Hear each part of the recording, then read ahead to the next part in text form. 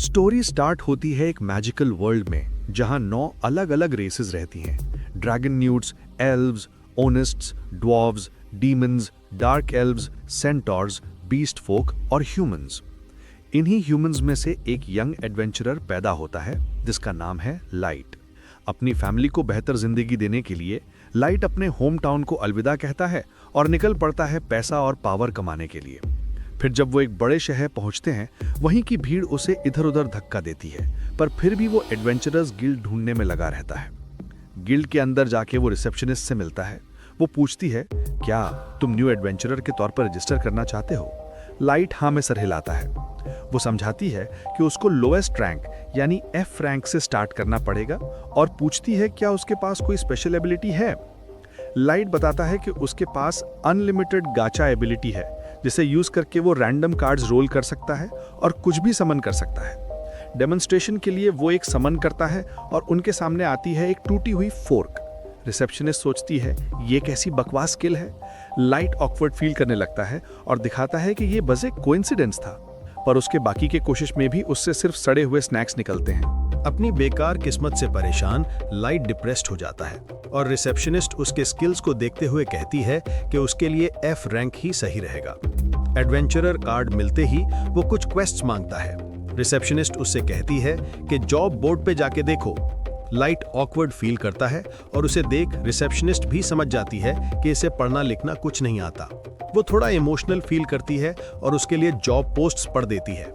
Excited होकर light कुछ boring tasks accept कर लेता है और दिन भर की मेहनत के बाद वो फाइनली थोड़ा पैसा कमा लेता है ताकि रहने के लिए एक कमरा रेंट पे ले सके। तभी एक बीस्ट फोक गैंग उस पर हमला कर देते हैं। उनका लीडर एक वुल्फ मैन होता है जो उसका पैसा लूट लेता है। लाइट रहम की भीख मांगता है, पर वुल्फ मैन उसके मुंह पे जोर का मुक्का मारता है। क्राउड बस देखते रहते हैं, पर कोई मदद करने सामने नहीं आता।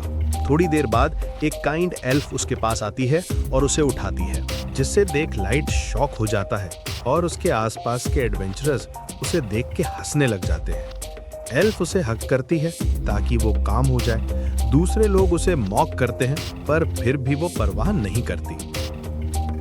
लाइट के लिए वो एक एंजल जैसी लगती है। वो अपना नाम साशा बताती है और अपनी टीम से मिलवाती है। गारू, शियोन, ड्रागो, ओबोरो, डियाब्लो, नानो, सियोन और सैंटोर। ये लोग कॉन्कर्ड ऑफ द ट्राइब्स नाम के ग्रुप के मेंबर होते हैं, जहां हर एक रेस के लोग होते हैं। अब बस उन्हें एक ह्यूमन चाहिए रहता है ताकि उनका टीम पूरा हो सके, और उन्हें उस पोजीशन के लिए लाइट परफेक्ट फिट लगता है।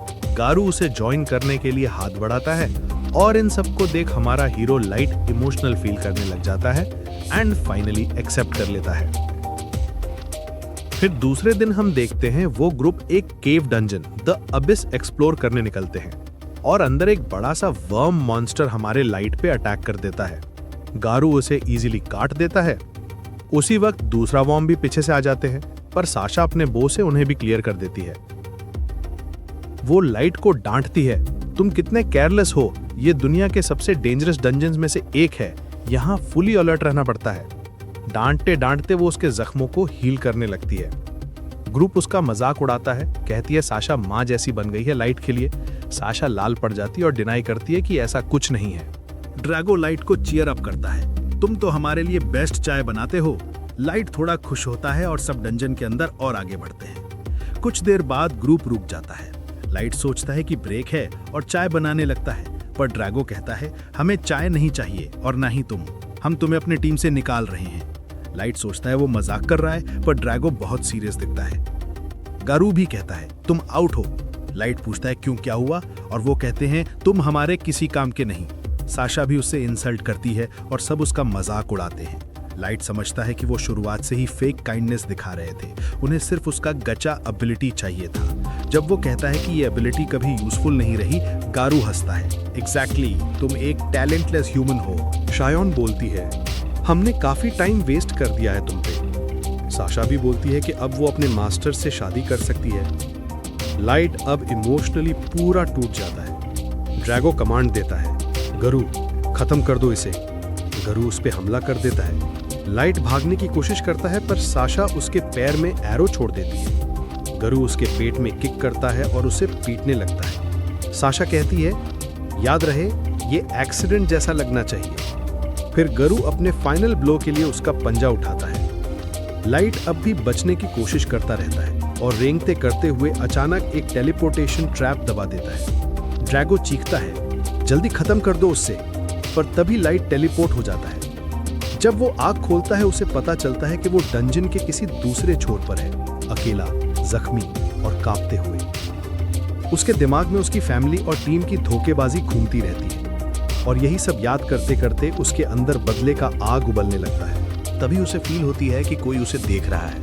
वो जैसे ही पीछे घूमता है, वो देखता है एक ऑर्थस बीस्ट उसे देख रहा होता है। लाइट समझ जाता है कि वो अब इसके सबसे नीचे वाले लेवल पे आ गया है।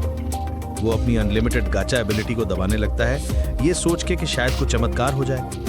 और जब कोई भी उम्मीद सामने दिखाई नहीं दे रही होती है, अचानक एक जायंट मैजिक सर्कल अपीयर होता है और एक एंशिएंट फेरी समन होती है।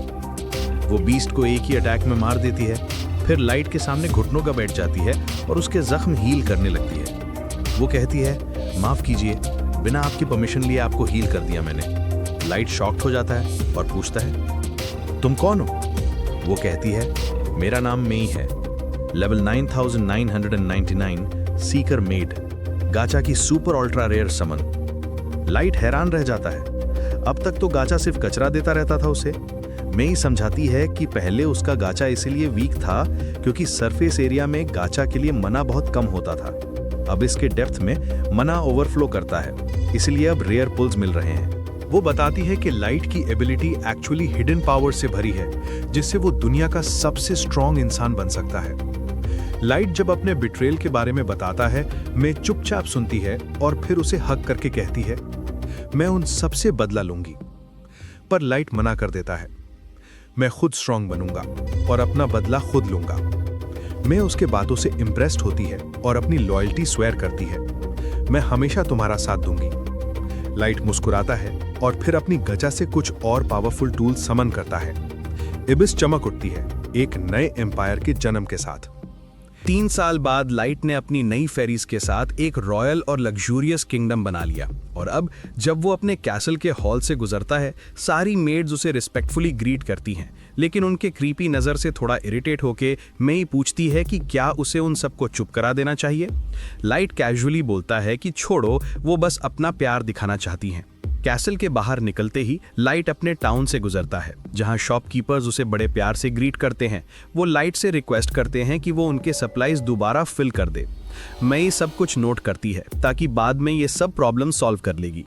लाइट फिर पूछता है कि उसकी दूसरी फेरीज क्या कर रही हैं। मई बताती है कि आओ यूकी अभी एबिस एक्सप्लोर कर रही है। ये सुनकर लाइट रिलैक्स हो जाता है, सोचता है आओ यूकी जैसे जीनियस टेमर के लिए एबिस कुछ भी नहीं है। उसके बाद वो एली के बारे में पूछता है और मई बताती है कि एली नए मैजिक स्पेल्स डेवलप कर रही है जिससे लाइट और पावरफुल बन सके। लाइट को गिल्टी फील होता है कि एली उसके लिए कितनी मेहनत कर रही है। वो फिर पूछता है कि उनकी फाइटर फेरी नजूना क्या कर रही है। मई थोड़ा डिसअपॉइंट होती है और बताती है कि नजूना सिर्फ कैसल के अंदर पेट्रोल कर रही है, जबकि उसके फाइटिंग स्किल्स टॉप नॉच है। लेकिन लाइट को लगता है वो इस जॉब के लिए वो परफेक्ट है क्योंकि उसका चीयरफुल नेचर कैसल में पॉजिटिव एनर्जी लाता है। थोड़ी देर बाद लाइट कैसल लौटता है, जहां उसका लेवल 9999 हीरो गोल्ड उसका स्वागत करता है, लेकिन सीधा उसका नाम लेकर। ये देखकर मे गुस्सा हो जाती है और गोल्ड को याद दिलाती है कि वो अपने मास्टर से ऐसे बात नहीं कर सकता। लाइट हमेशा की तरह चिल रहता है और बोलता है कि कोई बात नहीं। फिर वो गोल्ड के साथ डंजन में ट्रेनिंग करने चला जाता है। ट्रेनिंग के दौरान लाइट गोल्ड को वार्न करता है कि वो इस बार बिल्कुल होल्ड बैक नहीं करेगा। दोनों अल्ट्रा स्पीड में एक दूसरे पर अटैक करते हैं। लाइट का पावरफुल पंच गोल्ड को कुछ मीटर दूर फेंक देता है, लेकिन गोल्ड का स्ट्रॉन्ग बॉडी उसे संभाल लेता है। गोल्ड लाइट की स्ट्रेंथ देखकर सरप्राइज हो जाता है। दोनों के बीच एक इंटेंस बैटल शुरू होती है। इसी बीच नजूना कैसल के अंदर पेट्रोलिंग कर रही होती है, अपने आप को हीरोइक गार्ड समझकर मेड्स को क्रिमिनल से प्रोटेक्ट करते हुए। मेड्स उसकी तारीफ करते हैं जैसे वो कोई छोटी सी प्रिंसेस हो। नजूना अपने प्रेस से खुश होकर पूछती है कि अब वो कहाँ जाना चाहिए। मेड्स उसे एक सीक्रेट जगह पेट्रोलिंग करने को बोलते हैं, जिसे सुन नजूना क्यूरियस होकर तुरंत मान जाती है। वो लाइट के बेडरूम के दरवाजे पर नॉक करती है, जिसके अंदर से मेई बाहर आती है। नजूना कहता है कि वो यहाँ एरिया पेट्रोल कर रही है। मेई बोलती है कि यहाँ सिक्योरिटी की जरूरत नहीं है, लेकिन नजुना को थोड़ा डाउट होता है और वो पूछती है, लाइट तो डंजन में है, तो तुम उसके बेडरूम में क्या कर रही हो? मेई ऑकवर्डली बोलती है कि वो बस रूम क्लीन कर रही थी, लेकिन नजुना बिना कुछ सोचे अंदर चली जाती है। बेड को देखकर वो शॉक होती है। बेड को देखकर ऐसा क्यों लग रहा है कोई इस पे रोल कर रहा था? मेई अपनी डिग्निटी बचाते हुए कहती है कि ये एक सीक्रेट क्लीनिंग टेक्निक है, और जैसे एक्सपेक्टेड था, नजुना तुरंत उसकी बात मान जाती है। मेई रिलीव्ड महसूस करती है, सोचती है कि नजुना इतनी डम्ब है कि कुछ भी मान लेती है। नजुना को एक लेटर मिलता है जो मेड्स ने भेजा था। मेई के सामने वो लाउडली पढ़ने लगती है। मेड्स ने लिखा था कि वो मेई से इरिटेट हो गई हैं क्योंकि वो हमेशा लाइट के रूम में होती है। लेटर के लास्ट में उन्होंने 3 बार मेई को गाली भी किया था। नजुना कंफ्यूज हो जाती है, सोचती है शायद वो उससे इम्यूनिटी डेवलप करवा रहे हैं, और मेई उससे कहती है कि वो बाकी मेड से खुद निपट लेगी। मे उसे कुछ पैसा देती है और नाजुना खुशी से मार्केट चली जाती है, जहां वो स्वीट्स खरीदती है। वहां उसकी मुलाकात आओ यूकी से होती है, जो बैल्कनी पे बैठी होती है। नाजुना कहती है कि वो अपना खाना शेयर नहीं करेगी, लेकिन आओ यूकी सिर्फ म्याओ म्याओ करती रहती है। ये गेस्चर नाजुना समझ नहीं पाती और गैस करती है कि आओ यूकी जंगल में रह के पागल हो गई है, लेकिन आओ यूकी इरिटेट होते हुए बताती है कि उसने पूरा मैप ऑलरेडी बना लिया है। नाजुना सरप्राइज हो जाती है और उसे स्कोल्ड करते हुए चली जाती है और फिर अपनी यूजुअल मस्ती शुरू कर देती है। थ्रोन रूम में नाजुना छुपके से जाती है, देखती है कोई नहीं है तो वो लाइट के थ्रोन पर बैठ जाती है। इमेजिन करती है कि लाइट उसे देख रहा है, लेकिन उसके केयरलेस मूव से थ्रोन का एक टुकड़ा टूट जाता है। डर के मारे वो उसे वापस जोड़ देती है और टेलीपोर्ट करके वहां से गायब हो जाती है। डंजन में लाइट और गोल्ड का फाइनल क्लैश होता है। थोड़ा रेस्ट करने के बाद दोनों हॉट बाथ में रिलैक्स करते हैं। गोल्ड उसकी तारीफ करता है कि उसने अपनी पावर पे मास्टर ही पा ली है। लाइट क्रेडिट देता है गोल्ड को, लेकिन गोल्ड उसे वार्न करता है कि चाहे जो भी हो जाए, तुम्हें ओवर कॉन्फिडेंट नहीं होना है। सरफेस पे अभी भी ऐसे लोग हो सकते हैं जो उससे ज्यादा स्ट्रांग हो। लाइट अग्री करता है और कहता है कि वो अपने रिवेंज के रास्ते में कभी किसी को अंडर एस्टिमेट नहीं करेगा। दूसरी तरफ मे के ऑफिस में सब मेड्स घबराते हुए खड़े होते हैं। मे उनका लेटर उनके सामने पढ़कर पूछती है कि उसका मतलब क्या था। मेड्स प्रिटेंड करती हैं कि वो इनोसेंट है, लेकिन जब मे बताती है कि उन्होंने लेटर के एंड में 3 बार उसे गालियां भी दी हैं, सब चुप हो जाती है। फिर मे उन्हें पनिशमेंट देती है।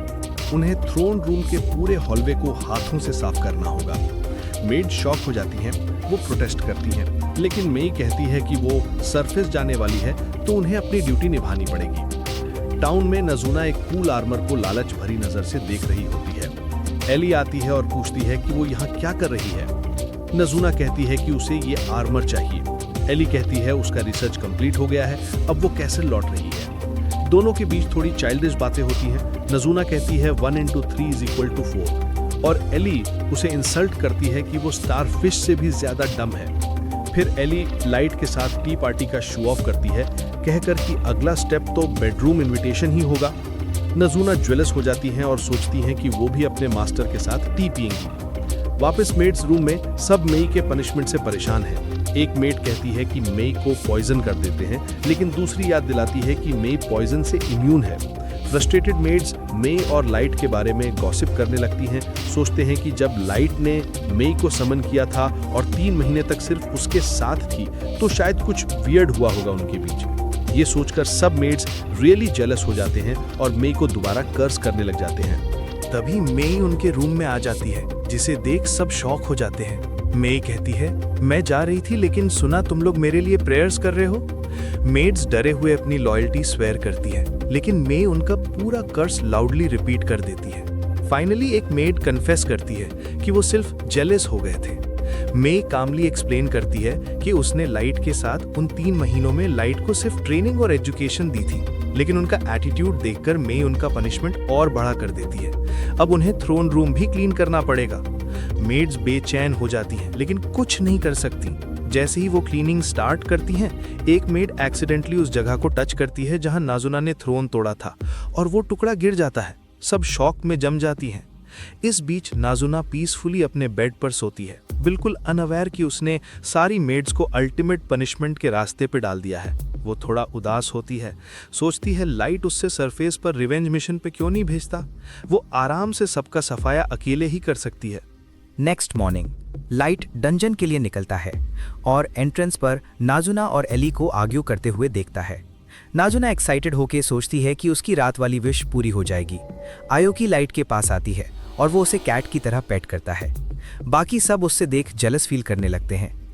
एली लाइट को अपने बेडरूम पे इनवाइट करती है, लेकिन वो इग्नोर करके कहता है कि उसे डंजन में एक ज़रूरी काम से जाना है। तभी एक हेलहाउंड बीस्ट सामने आ जाता है। लाइट थोड़ा स्ट्रेस में आ जाता है क्योंकि उसे उसका पहला ट्रॉमा याद आ जाता है। उसी वक्त सब फेरीज तुरंत रेडी हो जाती हैं फाइट के लिए। नाजुना गुस्सा होकर कहती है, मैं इसे सॉसेजेस बना दूंगी। एली बोलती है कि इसकी पूरी स्पीशीज को इस दुनिया से एक्सटिंक्ट ही कर देना चाहिए। आयोकी भी एग्री करती है। बीस्ट उनके प्रेशर से लिटरली विम्पर करने लगता है।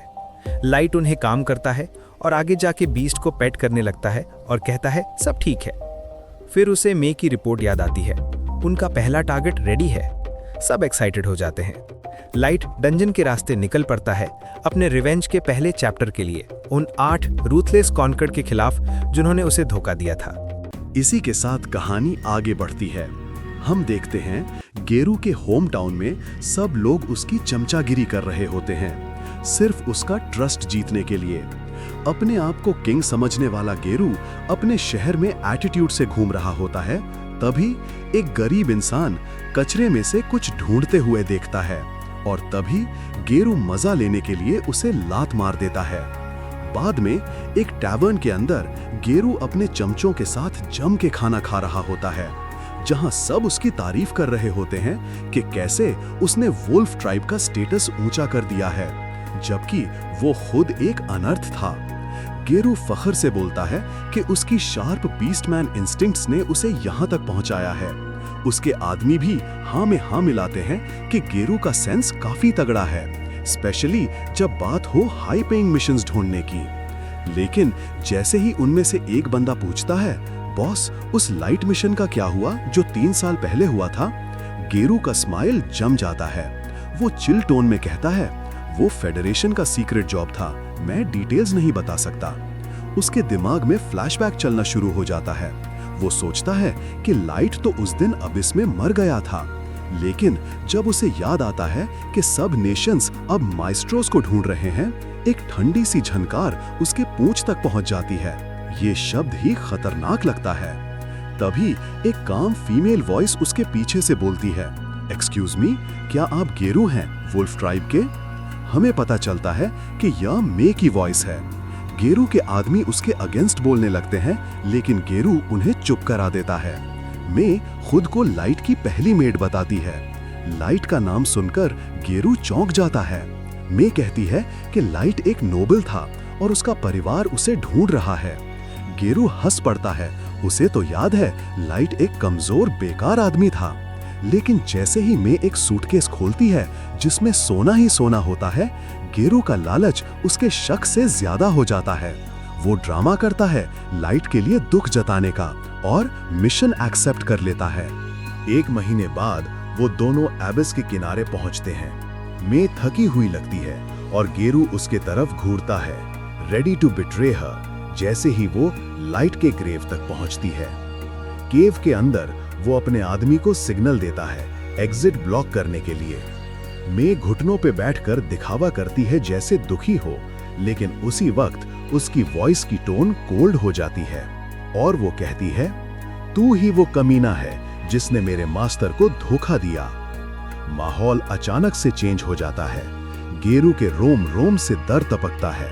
तभी एक इंसान हुडेड पहने हुए सामने आता है। वो और कोई नहीं, हमारा लाइट होता है। केव में सब चुप हो जाते हैं। गेरू आंखें फाड़ कर देखने लगता है। वो आदमी जिसे वो समझ रहा था कि मर चुका है, एक्चुअली मैं जिंदा है। उसके चमचे लाइट का मजाक उड़ाते हैं, पर लाइट सिर्फ मुस्कुराता है। वो कहता है, तुम्हें पूछना चाहिए मैं एबिस में अब तक कैसे बचा। लेकिन वुल्व्स सब इग्नोर करते हुए अटैक कर देते हैं और अगले सेकंड ही हम देखते हैं कुछ हथेलियां हवा में उड़ रहे होते हैं। मे ने सबको घास की तरह काट दिया होता है और वो कहती है, जो भी मेरे मास्टर को थ्रेट करेगा वो कुत्तों की मौत मारेगा। सबकी हवा टाइट हो जाती है। गेरू अपनी पूरी पावर अनलीश करता है और एक मॉन्स्ट्रस लेवल 500 फेनरिर बुलाता है। केव का जमीन हिल जाता है उसकी दहाड़ से, बट हमारा लाइट हिलता भी नहीं अपने जगह से। एक लेजर बीम आती है, डस्ट क्लियर होती है, बट हमारा लाइट बिल्कुल सेफ। फिर लाइट एक चुटकी मारता है और अपना बीस्ट समन करता है, लेवल 9000 फेनरिर एम्परर। सिर्फ उसकी सांस से ही गेरू का फेनरिर जमकर टुकड़ों में बिखर जाते हैं, गेरू का ईगो के साथ। डर के मारे गेरू घुटनों पे गिर पड़ता है। लाइट अपना लेवल दिखाता है, 999। वोल्व्स एक दूसरे को देखते हैं, इम्पॉसिबल, कोई ह्यूमन ऐसा कैसी हो सकता है। गेरू रहम की भीख मांगता है, बोलता है कि उसने सिर्फ फेडरेशन के ऑर्डर्स फॉलो किया था। लाइट पूछता है माइस्ट्रोस के बारे में, लेकिन गेरू कुछ नहीं जानता। उसके आदमी झूठ बोलने लगते हैं, मैं उन्हें 1 सेकंड में चुप करा देती है। लाइट शांत वॉइस में कहता है, बाकी जवाब मेरे बेस पे देना। एक फ्लैश होता है और सब गायब हो जाते हैं। गेरू आंखें खोलता है, अपने आप को एक मैसिव थ्रोन हॉल में पाता है। वहां मॉन्स्ट्रस बीइंग्स खड़े होते हैं, हर एक की पावर उसके समझ से परे। इवन सबसे कमजोर सोल्जर भी उससे ज्यादा स्ट्रॉन्ग दिखाई दे रहे होते हैं। मैं और बाकी elite mats sub level 9099। Light सीढ़ियां चढ़ते हुए अपने थ्रोन पर बैठता है और कहता है, बताओ गेरू, क्या ये फोर्सेस सरफेस कॉन्कर करने के लिए काफी हैं? गेरू चुप हो जाता है, उसके आंसू गिरते हैं और उसका डर उसके जवाब से पहले बोल देता है। लाइट कहता है, अच्छा, तुम्हारा ये डर ही तुम्हारी सजा है। हवा भारी हो जाती है। गेरू धीरे से बोलता है, तुम भगवान बनने की कोशिश कर रहे हो। लाइट अपना स्टाफ पकड़ता है, उसकी आंखों में शांति और ताकत दोनों दिख रहे होते हैं। जो भी सच जानने के लिए जरूरी हो, मैं वो बनूंगा। पीछे गचा का मैजिक सर्कल घूमता है, डिवाइन फायर की तरह चमकते हुए। ये दुनिया अब जज होगी और फैसला मैं करूंगा कि ये रहने लायक है या नहीं। उसकी आर्मी एक साथ गरज उठती है। 9 रेसेस के खिलाफ बदले का युद्ध शुरू हो चुका है। ये था एपिसोड 3। सब्सक्राइब करो, क्योंकि अगले पार्ट में लाइट का डिवाइन बदला अब असली रूप लेने वाला है।